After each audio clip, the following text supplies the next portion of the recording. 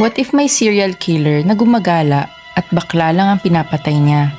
Anong gagawin mo? Ako nga pala si Elijah Munaske Umbao, isang senior chief investigator ng SOCO Cebu City. Palayaw ko ay Haj.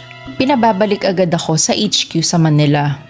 Meron daw serial killings at kailangan nila ang tulong ng team ko dahil kami ang the best forensic SOCO unit sa buong bansa. Natawa ako. Sabi ko sa krame, "Sure ba kayo na serial killer yan?" Alam naman nating lahat na di tayo kumpleto sa mga tamang gamit, pati na sa training. Paano tayo makaka-identify ng isang serial killer sa bansa? Hindi nga automated ang database natin eh. Walang centralized database for criminals dito sa atin. Lahat naman ng mga sinabi ko ay totoo eh. Kaya serial killer paradise itong Pilipinas.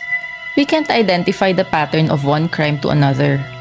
Kaya kinabukasan, isinama ko na ang team ko at pumunta na kami sa Maynila.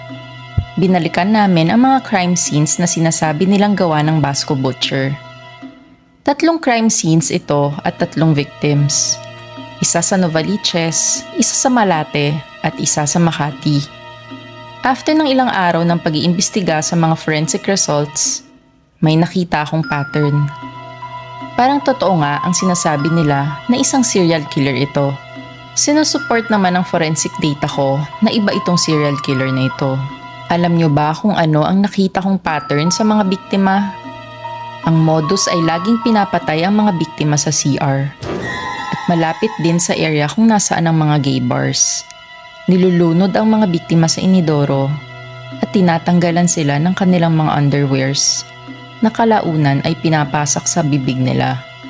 Matapos mamatay sa paglunod sa inidoro ng matagal, kinigilitan pa ito ng killer sa leeg para siguradong patay.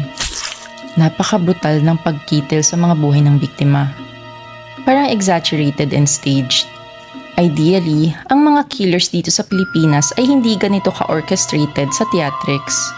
Praktikal tayong mga Pilipino at kasali na doon ang mga killers sa ating bansa. Parang gusto ng killer na ito na mapansin at magbigay ng mensahe. Para saan? Para sumikat siya? Ano kayang motibo niya? Dumagdag pa sa aking interes ang pagpili niya ng mga biktima. Mga bakla at trans. At ang mga naging biktima niya ay sila Ezekiel Torres, Kyra Domingo at Lito Nathaniel. At di lang sila mga ordinaryong tao. 2 sa mga ito ay mga socialites ng Manila scene, mga mayayaman. At ang isa naman ay TikToker na sikat. First time ito sa Pilipinas na targeted ang mga victims at miyembro ng LGBTQIA+, ang victims niya. Kung ipoprofile natin siya, generic na homophobic ang killer. Nang sinabi ko ang findings ko sa press con, naging viral ito at nagkagulo ang lahat. Lalo na ang LGBTQIA+ community. Nagsagawa pa sila ng protest march. Tinawag nilang Becky Killer ito. Sino kaya ang Becky Killer? Ano kaya ang motibo niya? At bakit bakla lang ang victims niya? Kung gusto mong marinig ang buong kwento, hanapin lang ang storya na ito sa podcast namin sa Spotify. Buksan mo lang ang Spotify at pumunta sa podcast section. Sa podcast section, hanapin mo lang kami, Book of Bad Ideas. At makikita nyo na ang latest episode namin na Batanes Part 2, Becky Killer. This is our tribute to our LGBT friends dahil wala masyadong istorya na ginagawa para sa kanila. Sakto, it's Pride Month pa naman at maganda ang twist nito. Promise. Don't forget to rate us and follow us also para updated kayo sa mahahaba naming kwento sa Spotify.